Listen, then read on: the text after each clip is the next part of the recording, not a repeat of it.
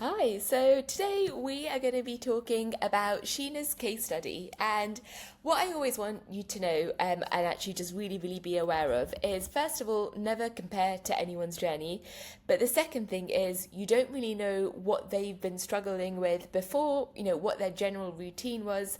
So, one thing to kind of remember is when someone's been used to dieting or exercising, their progress will be different versus someone who's brand new to this. And that's why it's so important to never compare. You'll never know what someone's health metrics are like, what someone's hormones are like. Obviously, there are some bits of this journey that I can't disclose with you, but hopefully there will be some bits in here that will really inspire you and really actually make you think, wow, if Sheena can do it, then I can do it. And then one thing to be aware of is I always try and change names and keep things anonymous, but sometimes in certain screenshots or messages, you may see certain names come up. So just to kind of ignore those bits and just to bear with it. So, as you know, my name is Dr. Cheetah Davda, and I'm known for basically coaching women to lose body fat, to feel confident, to feel like the best version of themselves.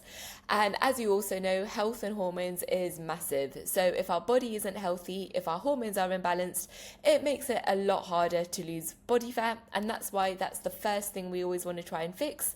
And then we know that the body fat basically goes down. So, I sadly fell for so many things, went on so many diets, went gluten-free, dairy-free, really struggled with my PCOS for years.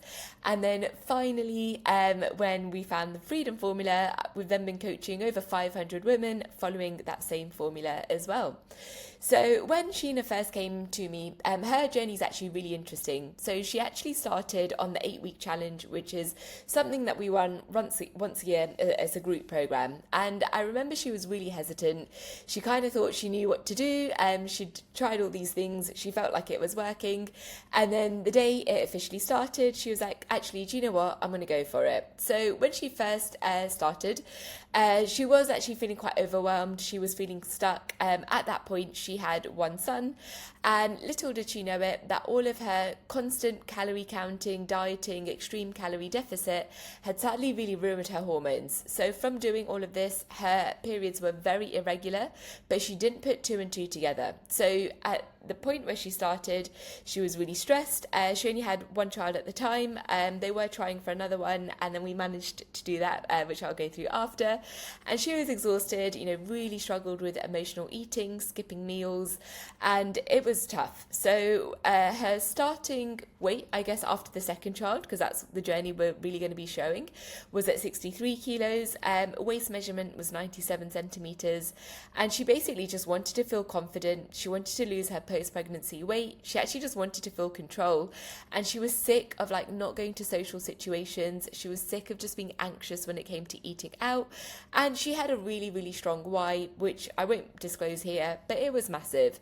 So she typically was that all or nothing mindset, and she actually just thought she needed a meal plan and workouts, and little did she know she needed a lot more. And it only kind of opens up when we kind of do a journey like this. So before this, she was literally cutting out carbs. She wasn't eating much. She was just doing 5 workouts a week, all cardio based, following an app, just doing what she kind of needed. And if she had a day where she'd overindulged, the next day she sadly wouldn't eat. She'd do a lot of exercise, and then she was in this constant cycle. So what we first kind of did was actually started to make sure she was eating a lot more. So we were making sure she was getting 3 meals in, 2 snacks, learning to enjoy 3 meals out without any restrictions, without any anxiety. She loved kind of tracking food. That's what she was used to. It really helped her feel in control.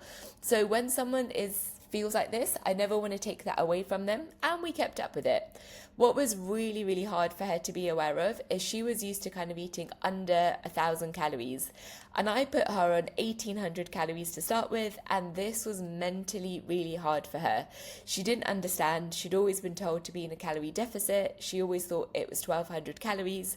So we really had to do a lot of mindset work of educating her that food was fuel, food is needed for hormones, food is needed for health, and also to prioritize her. So instead of kind of putting the boys first thing in the morning, or prioritizing practice meetings, prioritizing patients, I made sure we worked really hard to make sure she prioritized her. So all it meant was taking 90 seconds out of her morning to make sure that she had some breakfast, and really making sure we were cementing that every single day, 7 days a week. And this again was a struggle. So when the coaching, came into play, it really proved it wasn't just a meal plan, it wasn't just workouts. We really needed to work on herself and really work on her mindset and take away any anxiety with eating out. So instead of being perfect, it was all about being present in the moment and really focusing on her. Then we focused on her second phase, and this was build. So this was kind of working on 3 workouts a week that she was able to do from home. Firstly, using resistance bands, and then I got her into weight training. Next, we were really building on her emotional stress and emotional triggers. Where was it that she kind of ended up binge eating with no control? And typically it's when she was exhausted, when work was really stressful. So instead of kind of binging, feel guilty, pretending it didn't happen, we actually had to put a mirror up and say, look, it has happened. This is what you've done. This is what you've gone for. But this is what we want to change. And this is what we want to aim for. And then we really worked on things together. So it was that daily communication, focusing on the wins that were beyond the scales. And she really had an awful relationship with the scale weight. Even if it went up 0.1 kilos, it meant the next day she then just wouldn't eat. So what we really had to do was to really work on this, to really focus on, okay, what is food? Why are we doing this? Why are the scales so important? And then it was a lot of coaching that we really managed to get through it and then overcome it. And then when it came to balance, it was actually taking away the food tracking away from her. And this is what she'd been used to doing for like a good 15 years of her life. So when it comes to maintenance, we really kind of make sure that we're not weighing things, we're not looking at, food in a way that we're using it to lose weight. It's now using it in a way to balance, to make sure your hormones are healthy, to make sure you're having a monthly period, and actually learning to intuitively eat. So learning to eat out with friends and not freak out if there wasn't any protein on the menu. So it was learning to enjoy pasta, learning to enjoy desserts, and really work on that relationship with food. So as you can see here, Sheena made amazing changes, amazing progress, and we kind of educated her that she didn't need 5 workouts a week, she didn't need 5 cardio workouts a week, and it was going into strength training, building muscle, building that toned physique. And when the weekends were really busy, what really then ended up happening is midweek she'd then end up binging because she was so tired and so exhausted. So as a good coach, I always knew her patterns and I was able to preempt them before it happened. So that meant we carved out some time for her, some me time, making sure that she was able to kind of recharge her batteries versus just running on low fuel, and then making sure she was journaling, learning about her mindset. When was it that her chimp was basically coming out and overeating and overindulging, and how could we control her chimp? So we actually gave it a name. And if you don't know about the chimp, it's basically when something in our body takes over control versus our human. So we gave the chimp a name, we nurtured it, we taught it not to come out when it wasn't needed, and we really worked on that together with like that constant communication. And we also got away from the all or nothing mindset. So when there was a day where something didn't go to plan, instead of her spiraling and then that turning into a week of everything not going to plan, we said, okay, it's one day, now let's get the next day back on track. So we basically shifted any punishment aspect away from it, because again, if she had a day where she'd overindulged, the next day she wouldn't want to eat, she'd then do lots of exercise to make up for it. And actually what we ended up doing was fueling her body, so educating her to eat a lot more food, a lot more nutritious food, really getting in that balance. She had a lot more energy, and this didn't even just help in terms of her relationship with her kids, it was actually even with her relationship with her husband. He was able to take her out on more date nights without her freaking out and without her stressing out. We really had a good plan in place. She was able to go on 5 all-inclusive holidays within our journey together and manage it, not freak out. And before, she would have eaten everything under the sun, because she would have gone on a diet before, and then she would have come back 4 or 5 kilos heavier. So what we really worked on was making sure that, yes, maybe a kilo went up, but do we care? Are we bothered by the scale weight? No. Is it all about making that precious memories with your kids, with your family? Yes. Is it all about learning to balance and getting in that me time as needed? Yes. And it was also about prioritizing health and hormones. So making sure hair wasn't falling out, making sure she had enough energy, making sure she knew how to manage stress. And when things didn't go to plan at work, if there was a patient complaint or, practice stuff didn't go to plan, we really worked on that together and made sure she didn't kind of react to any emotion of it. And what was great to see is obviously her amazing progress, but it wasn't just the physical aesthetics, it was more the mental mindset shift that we got. So it was learning to eat food without any guilt, prioritizing herself whilst raising her 2 kids, and whilst also running a very busy, successful dental practice as well. And the best thing is she is maintaining all of this. So even 6 months after working together, she is still in the same place without having to track food and just being mentally free. Hence our phase 3 is called freedom. So if we think about what she achieved, it was over 16 kilos that she lost. And you'll see her journey had its up and downs. And as I mentioned, we started working together. She then, had a little one. That was something that she wasn't able to do.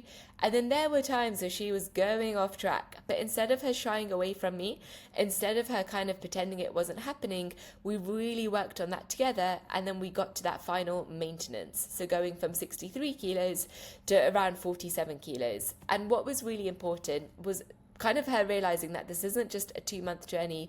It's not just an 8-week challenge. It's not just a 3-month thing. It was actually over a year of working together properly, working on everything in detail and making sure we only did it once so she never had to do this again and that she was in control for life. And often that's a mistake I see people make. They think they just want an 8-week thing. They then just want a 3-month program. And every 3 months should say, oh, I'm just going to do this and I'm not going to need any more. And I kept saying, look, why don't we just do it properly? Why don't we just do it once and for all? And then finally that kind of hit home that she needed more help than she realized. She did need to be coached. And that's how we got to this end result of losing 52 centimeters around her waist and also being able to enjoy food. So having ice cream, having donuts, having these treats, really working on like hitting that water, that daily communication, using that reflection, and also really rewiring her thought process. So having workouts that worked for her. And then as you can see, like her big wins were massive. It was actually like life-changing things in terms of it's not just the physical, but it's the mindset side.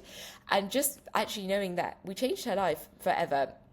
And what was so important is, as you can see, the scale weight was massive. So for her to be able to detach from that was key. And what we really did is we had like our test outfit, we had our clothes.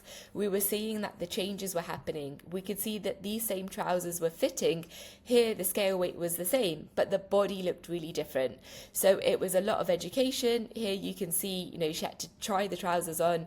She then checked her weight, and then she was okay with it. So there was a lot of work that we did, a lot of mindset shifts, and it just shows that you will see the outside of someone's journey. It's really easy just to see someone's before and after, but you don't really realize the struggles they went through, the stuff that we had to overcome, the stuff that we had to do, which meant daily communication. It meant journaling.